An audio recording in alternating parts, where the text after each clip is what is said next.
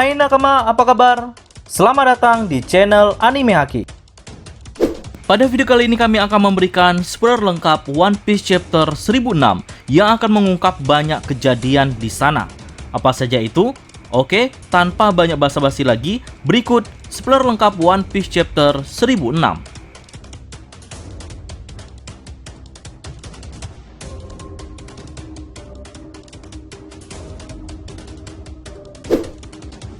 Judul pada One Piece chapter kali ini adalah Pria Gagah Berani, Hyogoro si Bunga. Judul ini merujuk pada sosok Hyogoro yang menjadi sorotan di chapter kali ini dan menjadi salah satu adegan epik yang disuguhkan oleh sang kreator Oda Sensei. Nah, di awal chapter dibuka oleh sosok Bao Huang yang sejak awal penampilannya terlihat misterius di bajak laut Kaido.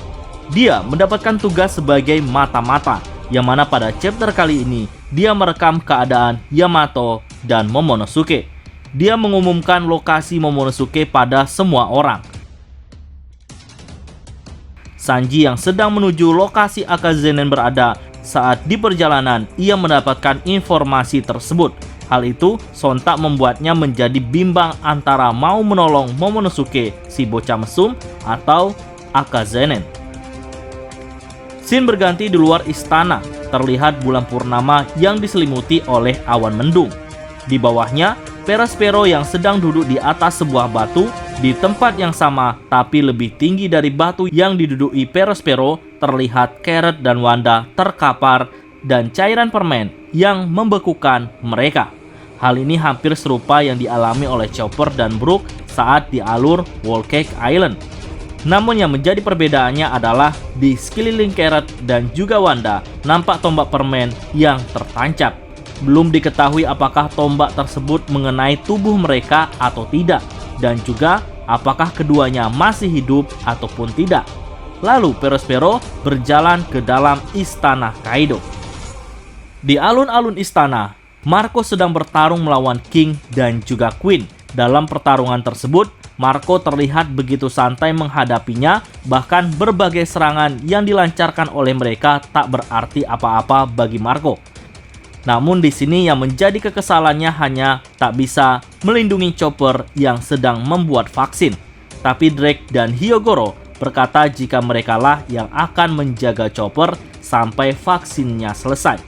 Hal tersebut rupanya membuat Marco senang dan bisa menghadapi King dan Queen secara serius. Di saat kakek Hyo sedang melindungi Chopper, namun rupanya kakek Hyo harus terkena wabah. Di chapter kali ini, kita mengetahui bagaimana efek dari wabah ini selain membuat si korban hampir tak bisa mengendalikan tubuhnya dan akan mati jika 2 jam tidak mendapatkan vaksin. Rupanya efek lainnya adalah wabah ini membuat seseorang mengeluarkan semua tenaganya atau energi bertarungnya dengan begitu cepat, hingga tak tersisa lagi. Dan wajar saja jika sebelumnya kakek Hyo memiliki tubuh yang mungil, namun di 2 chapter belakangan ini memiliki tubuh besar seperti saat muda dulu. Karena tubuh besarnya tersebut adalah perubahannya sebelum mengeluarkan kemampuan pamungkasnya. Kakek Hyo mengeluarkan jurus Hana no Itoryu dan Tobatsu Kohai. 2 serangan ini rupanya menjadi andalannya sewaktu masih muda dulu. Kakek Hyo mengeluarkan semua tenaganya dalam 1 serangan itu untuk mengalahkan pasukan Oniwa Bansu dan juga para kroco-kroco Kaido. Setelah serangan itu, kakek Hyo kehilangan seluruh tenaganya. Dia mulai flashback sewaktu Oden masih ada dulu, di mana dia menyesal karena tidak sempat menemani Oden ketika diam-diam menyerang Kaido yang menyebabkan Oden harus kalah dengan cara curang. Tapi setidaknya sekarang dia sudah menebus kekecewaannya di masa lalu dengan menemani Kinemon dan aliansi samurai untuk menyerang Kaido. Tak hanya itu, dia pun kini sudah mempunyai 1 murid yang patut dibanggakan, dan dia adalah Monkey D. Luffy. Jadi, dengan semua alasan tersebut, membuat kakek Hyo bisa mati dengan tenang. Di tempat yang tak jauh dari lokasi itu, Queen mencoba menembak kakek Hyo dengan laser, tapi tanpa diduga, Marco datang menendang lehernya hingga serangan tersebut meleset dan membuat kakek Hyo selamat. Dirasa Marco telah merusak rencana mereka, King datang membantu Queen. Dia memotong sayap Marco dari belakang. Tapi Marco cuma cengengesan dan menumbuhkan lagi sayapnya yang baru. Kini giliran Marco yang akan menyerang King. Dia terbang jauh untuk mendapatkan momen pas untuk melakukan tendangan ke arah King. Dirasa waktunya pas, Marco langsung menendang King dengan sekuat tenaga dan hal tersebut rupanya berhasil membuat King terlempar hingga menabrak dinding. Tak puas dengan itu, Marco kembali menyerang Queen dengan jurus cakaran mautnya.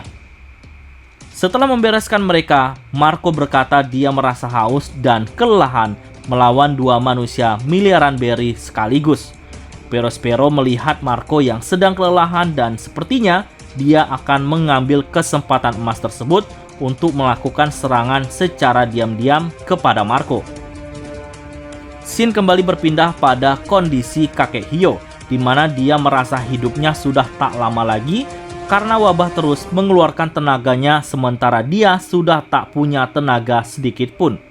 Kakek Hyo meminta kepada salah satu Yakuza untuk segera membunuhnya karena dia sudah tak bisa melakukan seppuku, yaitu bunuh diri khas dari Jepang. Di akhir chapter, kita melihat kakek Hyo berlutut dan bersiap untuk dieksekusi. Dan dia berkata bahwa ia sudah tak punya penyesalan apapun lagi karena semua kesalahannya di masa lalu telah ia tebus dan kini malahan mendapatkan murid yang luar biasa hebat. Sementara itu, salah satu Yakuza sudah mengayunkan katananya di leher kakek Hyo dan cerita pun selesai. Nah, untungnya minggu depan One Piece tidak libur, sehingga kita tahu bagaimana kelanjutan eksekusi ini, apakah berhasil atau ada yang menggagalkannya. Oke, sekian dulu spoiler kali ini. Jika ada tambahan, silahkan isi pada kolom komentar.